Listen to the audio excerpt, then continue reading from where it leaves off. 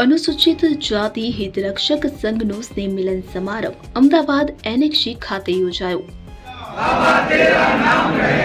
जय भीम जय भीम जय भीम जय भीम जय संविधान जय संविधान। વાત કરીએ તો અનુસૂચિત જાતિ હિતરક્ષક સંઘ ગાંધીનગરનો સ્નેહ મિલન સમારંભ અમદાવાદ એનેક્સી ખાતે સંસ્થાના મેનેજિંગ ટ્રસ્ટી અને પૂર્વ સાંસદ શ્રી રતિલાલ વર્માના અધ્યક્ષસ્થાને યોજાયો હતો। આ પ્રસંગે ઉપસ્થિત સૌએ પોતાનો પરિચય આપ્યો હતો। શરૂઆતમાં international singer Dinesh પરીખે doctor Baba Saheb આંબેડકરના સુમધુર ગીતો રજૂ કરી વાતાવરણ ભીમમય બનાવી દીધું હતું। जय भीम ही कहना, जय भीम जय भीम जय भीम। भीम के बेटे फिर भी क्यों जुल्म है होते। एक जो शांति है वो बाबा साहब की क्रांति है। आपके तन पे जो चमचमाती शर्ट है, रेमंड कोई भी बता हुआ, आपके तन पे जो चमचमाती शर्ट है वो बाबा साहब का किया हुआ कष्ट है। फिर भी आप उनके प्रति मौन हैं, तो दिल पे हाथ रख के बताइए कि आपकी तरफ प्रकाश आशा। ત્યારબાદ ડોક્ટર બાબા સાહેબ આંબેડકરની તસવીરને ફૂલહાર અર્પણ કરી દીપ પ્રાગટ્યથી કાર્યક્રમ શરૂ કર્યો હતો। નિવૃત્ત ઉચ્ચ અધિકારીઓ અને સમાજના આગેવાનોનું શાબ્દિક સ્વાગત સંસ્થાના ઉપપ્રમુખ શ્રી પી.કે. વેલેરા નિવૃત્ત ડીઆઈજી દ્વારા કરવામાં આવ્યું હતું અને સંસ્થાની પ્રવૃત્તિઓ વિશે વિગતો રજૂ કરી હતી। નિવૃત્ત નાયબ નિયામક સમાજ કલ્યાણ અને પ્રમુખ શ્રી પી.બી. શ્રીમાળીએ સંસ્થાકીય અહેવાલો રજૂ કર્યા હતા। વિશિષ્ટ સિદ્ધિ બદલ શ્રી કાંતિલાલ રાઠોડ અને વિદેશ ગમન કરી પરત ફરેલા શ્રી પી.કે. વેલેરા સાહેબનું સાલ ઉઢાડીને વિશિષ્ટ સન્માન કરવામાં આવ્યું હતું। લોકો દ્વારા સરકારી શાળાઓ બંધ ન થાય અને જે બંધ થઈ ગઈ છે તે પુનઃ શરૂ થાય તે માટે સરકારમાં રજૂઆત કરવા જણાવ્યું હતું। અનુસૂચિત જાતિના હક અને અધિકાર માટે તમામ પેટા જાતિવાદને કુરાણે મૂકીને સમગ્ર અનુસૂચિત જાતિની એકતા પ્રસ્થાપિત કરવા પર ભાર મૂક્યો હતો। કાયદા અને યોજનાઓ વિશે સમાજમાં જાગૃતતા લાવવા આવા કાર્યક્રમો ખૂબ જ જરૂરી છે। મેનેજમેન્ટ ક્વોટામાં શિષ્યવૃત્તિમાં થતો અન્યાય દૂર કરવો, ખાનગી મોટી કંપનીઓમાં અનામત દાખલ કરવા, અનુસૂચિત જાતિ પર અને મહિલાઓ પર અત્યાચારોના બનાવોમાં કડક હાથે કાર્યવાહી કરવા અને પીડિતોને ઝડપથી ન્યાય મળે તે માટે સરકારમાં રજૂઆતો કરવી જોઈએ।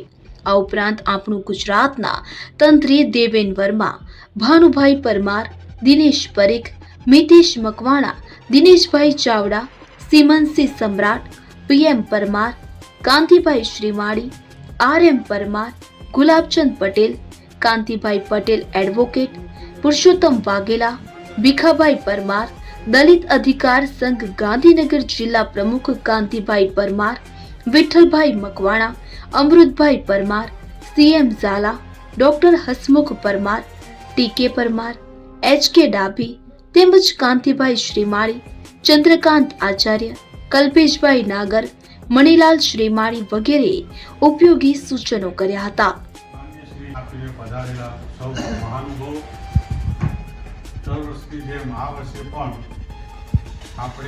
વાર્ષિક સ્નેહ મિલન રાખીએ છીએ। સરકારે લગભગ 13,000 જેટલી સ્કૂલો ગુજરાત રાજ્યમાં બંધ કરી દીધી છે। હવે એ પ્રાથમિક શાળાઓ છે એક ગામમાં અમલગમેટેડ કરી દીધી। એમાં ધારો કે એક ગામ છે, ધારો કે મારું ગામ ગુજરાતમાં 6,200 સરકારી સ્કૂલો બંધ થઈ છે। ખાનગી સ્કૂલોમાં આપણા લોકો ભણી શકતા નથી। ટાઈમ લિમિટ છે તો થોડા સૂચનો છે મારા કે આપણી સંસ્થા દ્વારા રજૂઆત થાય સરકારમાં અટક અને જાતિ દૂર થાય માટે। હાલ ગાંધીનગર મહાનગર અનુસૂચિત જાતિ મોરચામાં સેક્રેટરી છું। ગાંધીનગર જિલ્લા દલિત સેનામાં મારા કરતા વધારે માહિતગાર હશો, પણ મારા જે યંગ જનરેશન પ્રમાણે જે મેં અનુભવ કર્યા છે એના થોડા મુદ્દા છે કે આપના આગળ રજૂઆત કરીશ। પહેલું તો દિનેશભાઈ વાત કરી, મારો એક જ મુદ્દો છે। દિનેશભાઈ કે આંતરજ્ઞાતિ વધ્યા છે. સારી વાત છે કે અન્ય સમાજમાં આપણે આપણા દીકરા દીકરી લગ્ન કરે, પણ ભાઈ એવી વાત બેંકનું કામ ના હોય પેલું તો એવા ઘણા પ્રશ્નો ઉભા થાય છે. સ્કોલરશીપ જે છોકરાને ખરેખર મળવી જોઈએ એ મળતી નથી.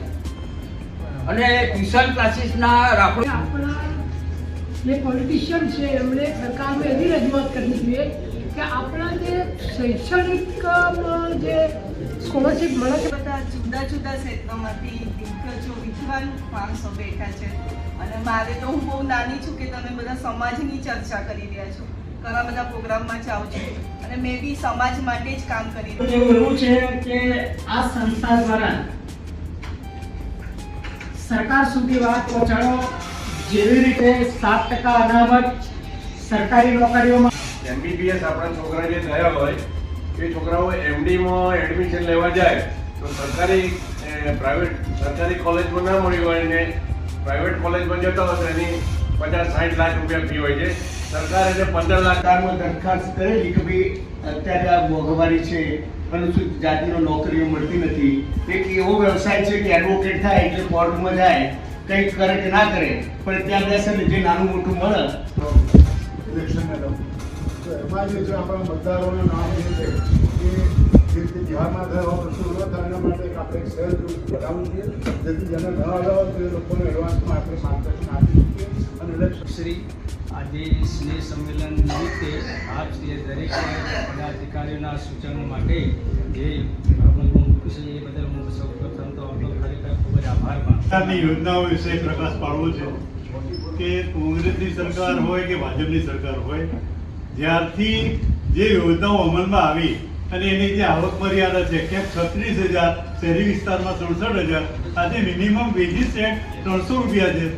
કે આપણે બધા 25% કે 30% જે શિક્ષિત છીએ ને એના લાભોની જ વાત થાય છે, પરંતુ બાકીનો 75% જે ભણતા નથી, જે લોકો વ્યસની બની ગયા છે, જે લોકોના ઘરમાં ખાવાનું નથી. આરટીમાં જે એડમિશન મળે છે ધોરણ 1 થી, એમાં ઉંમરની મર્યાદા હોય છે. અમુક બાળક અમુક મહિનામાં જન્મ્યો હોય છે એટલે એનો લાભ નથી લઈ શકતું. તો આપણી સંસ્થા દ્વારા એની રજૂઆત થાય કે ધોરણ 2 થી બી આરટીમાં એડમિશન મળી શકે. ચર્ચા કરવાવાળું જે ખાતું છે આપણું સમાજ કલ્યાણ, એની અંદર આપણે નહીવત આપણા અનુભવી અધિકારીઓ નથી અત્યારે, જેની રજૂઆત અમે દલિત અધિકાર સંઘના લેટર પેડ ઉપર માન્ય મંત્રીશ્રીને અમારે એક ટીમ મળીને કરેલું છે. અને માન્ય મંત્રીશ્રીને આપી કન્યા થકલ હતી, પણ કારણ ગમે તે હોઈ શકે એ પ્રોજેક્ટ બિલકુલ પડતો મુકાયો છે.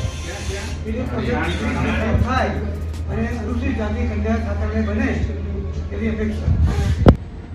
અહીં ઘણા સૂચનો થયા. અનુસૂચિત જાતિની સમસ્યાઓ બધી સમસ્યાઓને રજૂ કરી. 28,000 દિનેશભાઈને કયા પ્રમાણે ગુજરાતમાં આપણી 28,000 જાતિમાંથી કોઈ ક્ષત્રિય થવા માટેની હોડ લાગી છે, કોઈને નાનું મહાજન થવા માટેની હોડ લાગી છે.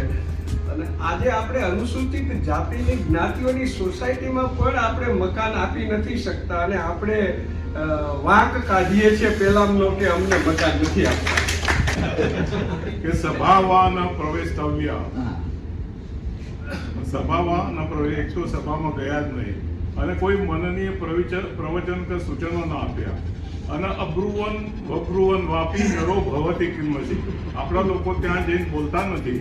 અને બે જ વસ્તુ મારે કહેવી છે. એક તો એક મિત્રએ રજૂઆત એવી કરી કે ભાઈ જે સ્કોલરશીપના ફોર્મ ભરવામાં બહુ કોમ્પ્લિકેશન હોય છે, તો જેને પણ આવી કોઈ બીજા ફોર્મ ભરવાની કે સ્કોલરશીપ સિવાયને કોઈ પણ ફોર્મ ભરવાની ઓનલાઈનની તકલીફ હોય તો એટલે શ્રીમાળી સાહેબને અમે મળવા ગયા, નિવૃત્ત અધિકારીઓને મળ્યા. એમણે સામેથી કહ્યું છે કે તમે એકવાર ટાઈમ ગોઠવો, તમે નિવૃત્ત અધિકારીઓ જેમનું નોલેજ છે આપણા સમાજના પ્રશ્નો વિશે, કેટલાય પ્રશ્નો આજે આપણે સાંભળ્યા, એવા પ્રશ્નો લઈને તમે અહીં બેસજો, મારો ટાઈમ લેજો અને એ વખતે અમે અમારી ટીમ અને બાકી આપણા કોઈ અધિકારીઓ હશે જેને બે જે મહત્વની યોજનાઓ છે, એક વિદેશ અભ્યાસ યોજના અને બીજી આંતરજ્ઞાતીય લગ્ન યોજના. આ બંનેનું આપણે યુટ્યુબ ઉપર એનો વિડીયો બનાવેલો છે સાહેબના સ્ટુડિયોમાં અને યુટ્યુબ ઉપર ઉપલબ્ધ છે. એની અંદર વિદેશ અભ્યાસ જેવું બધું કરવાનું, એમને ખાવાની વ્યવસ્થા, એમને લાવવા લઈ જવાની વ્યવસ્થા કોણ કરે? અને એ વખતે કર્યા પછી અમે બંધ જ કરી દીધું. સરસ એક દિવસ તો તૃપ્ત થવાની, તું ચાતકની જેમ ઝીલવાનું શીખી લે. શરૂઆત કરીશ તો વિઘ્નો જરૂર આવશે, આમાંના જ છે. શરૂઆત કરીશ તો વિઘ્નો જરૂર આવશે, તું ઝરણાની જેમ વહેવાનું શીખી લે. મહામંત્રી શ્રી વિદેશીમાં દુર્ગા આયોજન કર્યું. મારા વાલેલા સાહેબ બધા ટ્રસ્ટી મંડળે પરિચય આપ્યો. બધાનું નામ નથી થતું, થોડા એકઠા થઈ જશે, પણ બધા જ ભણેલા ડિગ્રીવાળા ઉચ્ચ અધિકારીની બેઠક અમારી થાય છે. પહેલા 3 વર્ષ પહેલા કહ્યું હતું કે મોહલ્લામાં જઈને રિટાયર્ડ અધિકારી કોઈ બી જે મોહલ્લાની બેઠક રાખે, 5 આવે 10 આવે 15 આવે તો સમજાવવાનો પ્રયત્ન. કોઈના માટે એકલાનો ઘર ચાપીને પાછો જાય, એના ત્યાં જવાનો પેટ્રોલનો ખર્ચો અમે આવીશું. તો મોહલ્લામાં જઈને મિટિંગ તો લઈ અમે પેટ્રોલનો ખર્ચો હવે સરકાર કરતી, બધું અમારે નથી કોઈ બી. એસ કે ડાભી સાહેબ આ બુકિંગ કરવામાં એમનો ફાળો છે. તો અહીંયા ગજબનો બુદ્ધિશાળી અને હોશિયાર વ્યક્તિઓ બધા.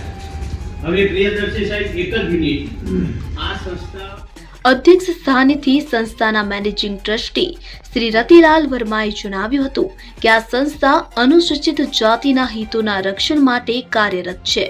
જ્યાં પણ અનુસૂચિત જાતિ પર અત્યાચારના બનાવો બને ત્યાં રૂબરૂ મુલાકાત લઈ સ્થાનિક પોલીસ તંત્ર અને સમાજ કલ્યાણ ખાતાના અધિકારીઓ સાથે સમીક્ષા કરવામાં આવે છે.